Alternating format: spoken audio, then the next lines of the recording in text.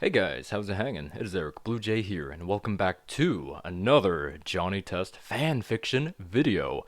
This is a part 2 to a Johnny Home Alone parody. Johnny Home Alone. So yeah, this is part 2. Last time I believe that there was an officer that was disguising. No, there was a bad guy disguising as an officer to gain Johnny's trust. He was featured at the, in a before, and then at the very ending of part 1, he finally broke into Johnny's house and, removed his, Johnny Test disguise. And, he's actually a bad guy. So I do know a little bit about Home Alone. Not too much, but I know the kid does a lot of mischief and causes a lot of trouble for the bad guy. So it's gonna be pretty interesting to see how Johnny escapes from his captured when he was when the bad guy got inside the house and captured him, and blah blah blah. How is he gonna make his life a living nightmare? So let's check it out. Warning: major character death. That's how I want to start off anything. So this is Johnny's point of view. As soon as Johnson, so I believe it's Officer Johnson. So as soon as Officer Johnson leaves the room, well, actually, what? Let's not go with Officer, because he's just a bad guy. As soon as Johnson leaves the room, I look around to see if there's anything I can use to break free. Nothing. If I don't get out of here soon, he's gonna rob my place. What's so great about my house anyway? What's so great about pork belly? I don't even like it here. My family certainly isn't rich. If we were, we wouldn't be in this house in the first place. We don't have any family heirlooms either. No matter, I've still gotta defend my house. This is gonna hurt, I say. I bounce up, breaking the chair on the ground. The chair shatters and the rope unties. Meanwhile, I'm Hugh. I'm like, I can fix that. Johnny, is that you? A familiar voice. Is that Dookie? A familiar voice calls out as I run to the sliding door. I turn around to see, Madeline Thompson. Oh, I thought I was gonna say appeared, but no. I think that's the character from Halloween Spooktacular. Blake and Air also wrote. So, let's see. Maddie, I say. I run to Madeline to untie her. Wait, why? Is she in the house? Is she the cousin? Or a cousin? I can't remember. Runs off without saying anything. You're welcome. You're welcome. I yell. I exit through the sliding doors. I ran through several backyards before approaching mine. It's still broad daylight, so I'd assume Johnson is gonna wait for nightfall to strike.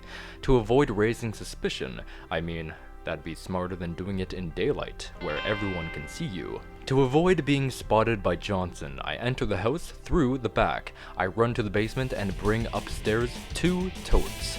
I began setting booby traps throughout my house. By nightfall, nearly every room in the house is booby trapped. Johnson's point of view. Time. Perfect! Nighttime. With that twerp, Johnny tied up in my...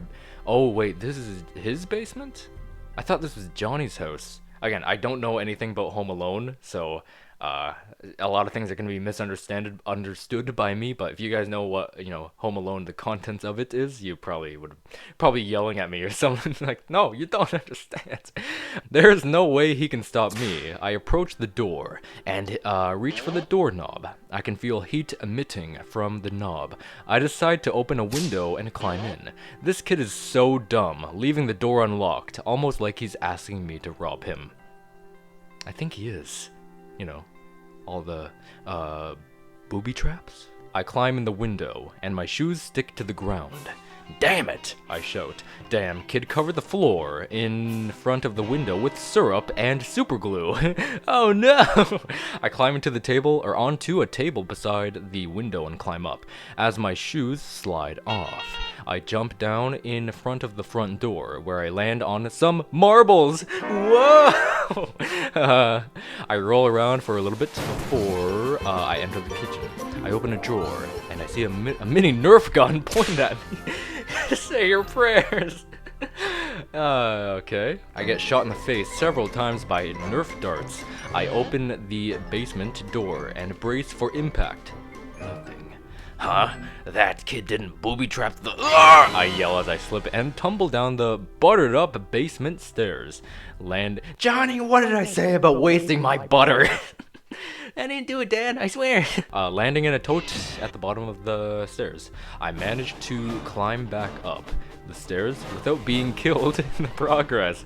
Where are you, you little brat? I yell. I hear a door open upstairs. Now this is Johnny's point of view next. Where are you, you little brat? Johnson yells from downstairs. I exit my bedroom and approach the top of the stairs. You give up yet, or are you thirsty for more? I say.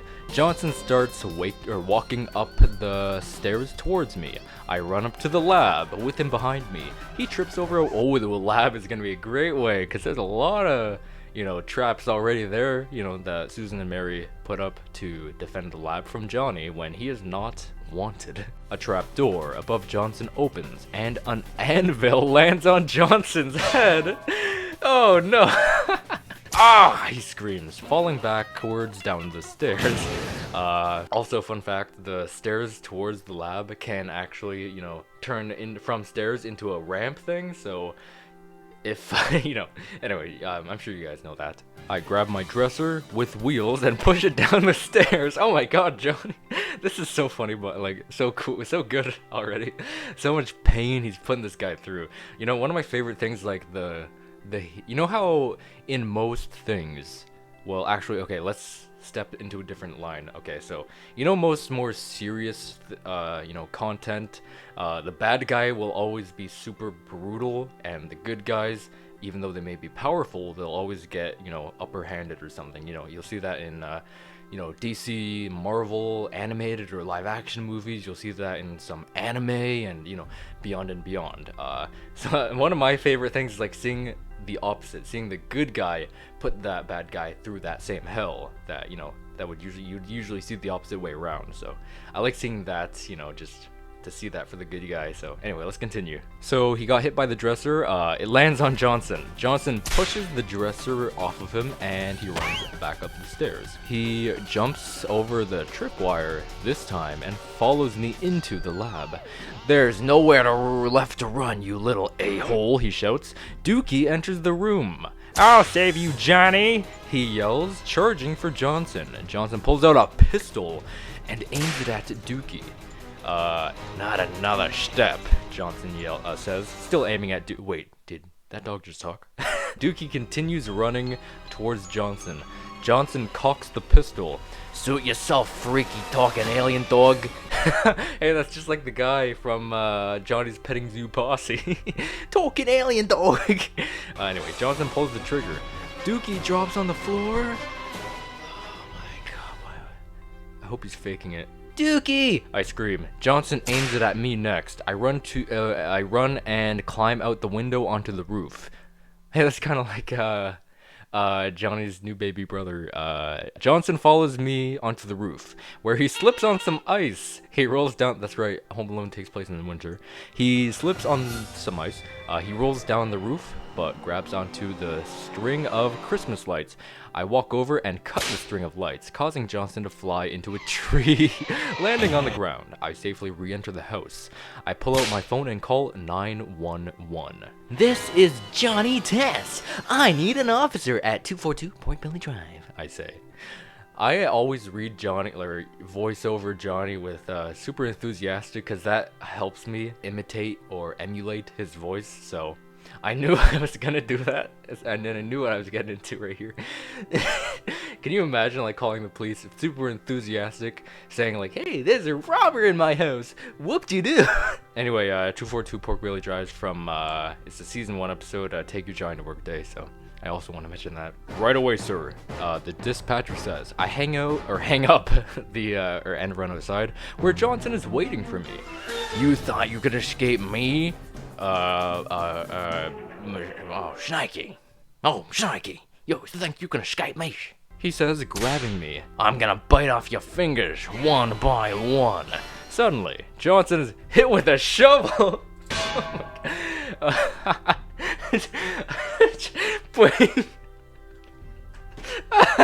He's hit with a shovel. I love that. Don't mess with my boyfriend, Maddie shouts. Okay, so Maddie is Johnny's girlfriend. Okay. I did remember in part 1 there was a bunch of cousins and I don't remember who's who, and I remember there was also other characters in, you know, the next level thing he's doing, so I couldn't remember, like, you know, who's who. So I thought Maddie was a name of a cousin, so I'm gonna try to remember that she's actually the girlfriend of Johnny. Again, not your boyfriend. Okay, well, never mind. Okay, scratch everything I said. Scratch it. Actually, that's a callback to, again, this is not what it looks like from sleepover at Johnny's, I exclaim. I hear police sirens down the road. Finally, the cops show up to arrest Johnson. I hate kids, Johnson yells. You have the right to remain silent. Anything you can say and anything you say can and will be used against you in a court of law. You have the right to an attorney. If you cannot afford an attorney, one will be provided for you. That is so unfair. This guy should do his own dirty work. The officer says as he walks Johnson over to the police car.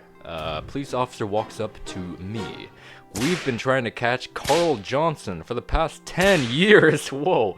Every Christmas Eve, Carl strikes. And every Christmas Eve, he gets away.